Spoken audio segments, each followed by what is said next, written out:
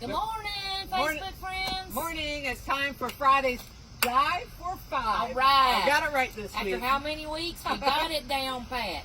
All right, boy, we dodged a bullet yesterday. We certainly did. I got to tell you, all the Raymond gals are smiling this morning, even me, which is hard to believe. Wow, that is.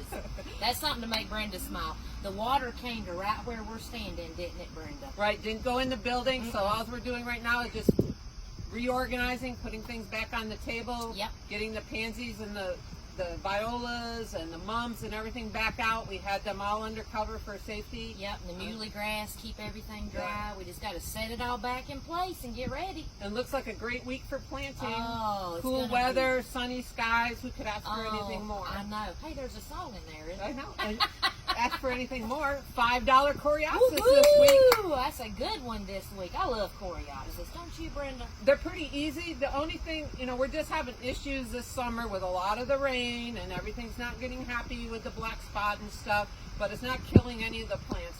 Sometimes the foliage gets a little rough looking this time of year, but hey, you just cut them back and the roots are happy and they'll be coming back stronger than ever next year. Yeah, and it's worth it. Oh, definitely. That bright yellow is such a pop in the garden.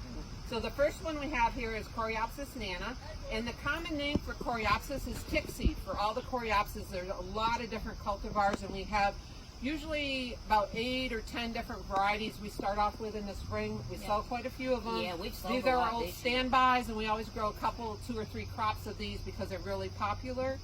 The common name is tick seed, and the reason is because the seed heads, if any of you had little puppies, you know what a tick looks like, and it's just because it resembles a little tick head. It does not attract ticks. That's good to know, Brenda. But its common name is tick seed. And the first variety is going to be Coreopsis nana. This gets about 6 to 8 inches tall. This would be appropriate then for a border, wouldn't it? Yeah, it's a great edging. It's also called mouse ears because the little, apparently, these are pretty big. That's a big mouse. I know, might be like a rat ear. A rat ear. But because it has little round ears here down inside the plant that resemble a mouse ears. The other nice thing about it, like Kay said, it's a great edging plant. The difference between this one and the thread leaf, which we'll show you in a little bit, is that this likes a little more moisture. All right, likes a little more like an average moisture or a little bit more. It can take a little bit of fertilizer. It starts blooming early in the season. Like Kay said, great edging plant. I use this around my Japanese maple, my upright Japanese maple. It does great. It's a nice color contrast with the red maple. That's pretty. And it even survived some weed whacking by my famous husband, who has said that if I go before he does, before I'm even in the ground, the weed whacker's coming out. I will not let that happen. I will come protect your yard. And you can go and just deadhead it. As you can see, this is done blooming. You just want to cut it down all the way down to the next new basil growth coming out, and just kind of trim it here and there. And if it does get some black leaves, which you'll see here, this is from the rain and from being pretty close together on our tables. So give them some good circulation. We just have a lot of plants that they get really full, so it's hard for us to give them plenty of room. So you just want to trim that off and just discard it. It looks better already. And if for some reason you had a problem where the whole plant was really looking rough, the leaves, don't be afraid to grab a hold of it and cut it down to the basal growth, which is right down here at the bottom. Right? It'll come back better than ever. Right? Very cold tolerant, so you shouldn't have any issues planting it this time of year. All right, we'll go over some companion plants after that. And that's what, we're doing this in the morning. We forgot. You cannot put it in the ground without your biotone. No, don't forget your biotone, always. That goes in the ground, about a couple tablespoons per gallon. Make sure it touches the root ball. Loosen up the root ball a little bit. You don't have to pull it way apart or stretch it a lot or be really aggressive with it, but just kind of gently tease the roots a little bit. Yeah, that's good advice too. Some people absolutely rip the root ball apart, and that stresses the plant. Stressful for the plant. Especially so just give them a little tickle. Get those roots popping out. Especially in the middle of the summer. You do that, and there's going to be some weeping plants. All right, the next one, Kay, is... This is the thread leaf Coreopsis. And this one gets up about, what, 18 inches? It's about 18 inches. This is a Zagreb. And this has a golden color. Sort of a bright gold color. Yes, and even the little seed heads are pretty. Right. So yeah, this one is more of a fine texture. So this is fun. You can really mix this with a lot of plants because this fine texture, you want to put something bold with it to really make it pop. And this one again, you can deadhead it, cut it back if it's looking a little rough. And you can see here, this is just been on the table, like I said, crowded with just a lot of plants right next to it. Yep. So, but just give it room, and this will spread. Yep, look at here, Mindy Lou. You see that? It's already spreading in the pot for you. It spreads by stones, and if you want to, if the foliage gets really rough or it's done blooming, it's kind of tedious to deadhead all these little ones unless you have a lot of time on your hands, like a lot of people did during COVID. Right. We didn't have that much time on our hands here, but you can deadhead it this way. The other way you can do is you can just grab it, do the finger tuck, because this is what I sliced my finger on many moons ago. Oh. So you can just kind of shear it like this, and it'll come back with new foliage, and it'll bloom again for you. Yep. It'll repeat bloom. Pretty easy. Yeah, and a lot of people are afraid to do that, but don't be afraid. Get your inner Brenda going and give them a haircut. That's right. Be aggressive. That's right. I won't go into that chance. We don't have enough time on our hands. No, we do like to Not do today. some cheers in the morning, That's though. right. All right. This one is a new crop. Obviously, it's a little leggy, a little lanky right now, but it's a brand new crop. This one I like better than the gold one because I'm more of a lemon yellow fan. Yes, I love nice this soft yellow color. This goes with a lot of different things too, and we're going to go through that when we're done showcasing the plants here. And this one looks good massed together. Oh, definitely. Oh, and this will spread also. They're easy to dig up. If it gets too aggressive or it's colonizing too much, you can dig it up, transplant it. It's not a problem. And what I would probably do this time of year, which we did with a lot in the greenhouse, so if you want this plant for $5, most of them have been cut back, but they're still very, very hardy plants. They're going to come back better than ever next year. We kind of do it a little bit early, so it gets them filling out a little bit sooner. Yeah. So most of them in the greenhouse have been cut all the way back, just like this. Maybe we should call this Styled by Brenda. That's right. You got a few little hairs hanging down there. You can give me a haircut. I need one. But no, and you can makes a great cut flower once it's in bloom, which is usually they start blooming around June and go through July, August, and will repeat bloom if it's deadheaded. But there looks like a lot of little ticks right there. Yeah, it sure does. But yeah, this is one that looks really good massed together. And with maybe companion plants in front, so if it does fall, it still looks fresh and clean from the bottom. Right, real easy. So the two thread leaves and the other thread leaf varieties that we have earlier in the season like it a little looser soil. They can handle rocky, sandy soil. Yep. They don't need as much water. They like great drainage. So that's the difference between the two varieties. The ones with a bigger leaf tend to like a little more moisture. The ones with the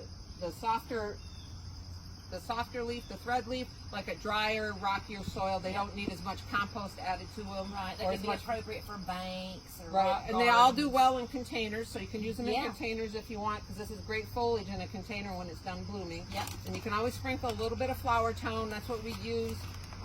You can do that a couple times during the season. Yep. All right. All right, let's show some companion plants because I love yellow in the garden. It brings the eye too. So let's start. First of all, I know we wanted to talk about our Sheffield mums are fixing to bloom, and these are so popular. We are so excited about these. And this is a little bit hard to find. Not everybody grows these. Right. But once you have one, you'll have it for life. Yes. And but I love it. It's like a peach daisy in the fall, peachy pink, and it smells good. So I'm a big fan of the Sheffield. And you can trim this back a couple times before July 4th. So don't be afraid to go and shear it a couple times, maybe about a quarter to a third down. Yep. A couple times before July 4th. That'll keep it a little bit stronger stems, a little bit shorter. It blooms late September, mid-October. It's a great cut flower. Looks great in arrangements. Looks great on your front porch. And like I said, it is pretty aggressive spreader. So get a list of people, of your friends, and make sure you... and share. Yeah, and share Yeah, because some of them are even actually coming out of the bottom of the pot already. Super easy plant. Yeah, great. Full sun. It does like some moisture and Yep. fertilizer. But it looks good with that fine texture. Okay, let's see what else we have here, Brenda. This is the Roseanne geranium. And this foliage is so pretty. #1 geranium out there, hardy geranium. Yeah, the hardy geranium. So again, if you guys, you love your geraniums, don't be afraid to try the perennial version. But look how pretty this yellow and this pinky purple are. That's great complementary color. So this is also a low grower as well. Right, and we grow like 3 or 4 crops of those. These are all $8.99 a gallon. Yep. Super easy. This one takes a little more shade. I like it in morning sun, afternoon shade. Yes. It's just if it gets the hot, burning, dry sun, it's not going to be happy. Right. It does need a little bit moisture if it's in the sun. Right. We found the red daylily is blooming, and this is one of the repeat bloomers, right? Yeah, bring our bouquet back. I know, over. I've already... You cut them off too early, Brenda. Story of my life. I know. So this is a great combination, the red and the yellow, and you'll get this bolder flower with the finer flower, and that's just a pretty combination. Right. And even you could probably do it with Crocosmia, the Lucifer. Oh yes, love crocosmia. That has a little bit hint of yellow in, I think. Yes, well there's the yellow, the orange, and the red too. Yeah, so we could use any of those crocosmia. And then, oh, the orange coneflower. Love that combination. You know I love orange. And it looks great with the pink, the wild Yeah, berry, the wild or the berry, powwow. yeah, or even the white would be pretty. Yeah, any of the coneflowers. Yellow goes with everything. And then this is our catmint. This was one of our Jive for 5 a couple of weeks ago. I like it with this one. I love this one too. So this would is be the in the front. Neptune. Yep, and look at that combination. Just the colors. Yes, so pretty. And then what else have you got? Right back there, there's a couple. Oh, here's some. Oh, this is the Stokes Aster. This is Mel's Blue. It's only supposed to get about 12 inches tall, so it's pretty hardy. I was going to say, that's a hefty 12 inches, I know, Brenda. there must be some good stuff under there. Yes, yes. You know, we put biotone in that. And this is a great flower, and this will spread for you as well. Right, I have a lot of this, different varieties. Yes. So what we have in stock right now that looks great, just look exactly like this, nice full foliage. We have the Mel's Blue, which is a light purple. We have Color Wheel, which has 2 or 3 different colors as it's opening up. And we also have Divinity, which is a white flower one. Ooh, and that would be pretty good. Yeah. So they all look great. It's a new And crop. loaded with buds. Yeah, and they're so interesting. And normally they bloom like around July. Yeah. I would say. Yeah, so just know that it'll Build a little more. Yep, here we go. Another one of our cat This I friends. used a lot together with the Moonbeam. Yeah. I've also used it with the kind of a layered effect. This maybe in front, the Junior Walker, this in the back, and then done Russian Sage with that purple and stuff. Ooh, and then a that's a few good cone idea. flowers, pink cone flowers to give it a little bit different texture. Boy, that's So that's a great combination there. And then, oh, I love this one too. Late bloomer, first year Yes, growing this it. is a fall bloomer. This is the Nippon daisy. If you don't have this, come get one. This is like a Shasta daisy, but it blooms in the fall. So you'll have the white rays and bracts, and then you'll have the yellow center that will match nicely with the Coreopsis, especially if you cut it back and promote that second bloom. In any of them. I mean, this is a little bit lighter texture with it and stuff. Yes, but if late you don't blooming, have this one, come get it, because this is also kind of rare and hard to find. too. Right, so this is our first year growing it, and we'll be doing it again. growing it Thanks again. to Trish, who's used this up in Vermont a lot. She was in Ah. Vermont, one of our landscape designers that comes in here often. Yeah, and us so to grow. she suggested that. That's neat. I love that. All right, and then you've got one by your feet, Brenda. Right, I wanted to show everyone this because it does need some cold weather before it blooms, and that's why this is our first year growing it. I mean, it's the first season growing it. Yeah. We grew it last year, and so it takes a while for it to bloom. So it has to go through a cold period before it blooms, and that's why this isn't blooming now. But this is from the lamb's ear family. Yep. And I grew this one, put it in a container. It bloomed beautifully And the this foliage year. is huge. And the foliage has stayed gorgeous all season long. And so this gets little spikes of pink flowers. Yep, Kiki. yep, and it was about like that. All right, Yep. and the flowers about like that. Yes. And- And then I cut it back and it did bloom again for me. And what kind of soil does it like? A good rich soil. I used our Fafford container mix in my big containers and overwintered it. But now I'm going to put it in the ground, so I'm just going to Right, and this could be easily divided. Easily there's divided, Tons of it. yeah. And this is a humilo. Yep. Is that correct? Yep. Humillo. Look at I know. listen. You're not going to need me anymore, Brenda. You're getting this Latin down pat. So- But yeah, this is a great So one. we have Try a it. lot of these. They're $8.99. It's a great time to put it in extremely cold hardy Yep. plant. Oh, and then show off. Brenda made some beautiful fall containers. Had someone shopping during the rainy day yesterday. I brought them inside so they didn't get any damage in case we had a ton of rain, which we had about 5 inches. Yeah. But so I sold the larger one. But this is all evergreen foliage here. We have some Coreopsis Ogon grass. We have the Euphorbia Ascot Rainbow. We have the Ms. America mustard, which is an edible one too. Right. Then we have the Corabelles, and we have the cute little violas. I love using violas. I use them a lot instead of the pansies because they don't need to be deadheaded as much. To me, they're a little more cold hardy, a little more tolerant of the different weather conditions. Yes. And one of my favorites that we haven't had in a while, but Michelle has taken some cuttings, and it's called the Transparent Thyme. And I've used this in the landscape on a bank, and it spreads nicely coming over rock walls. It's one of my favorites. It's evergreen. You don't want to trim it back until late spring, but it does wonderful. I've had good drainage. It's perfect. Some more chorus to tie it in, another different type of heuchera, and also some violas. And this one is called the lemon ball sedum. So we have lots of different combinations. This is just a sample of what we have.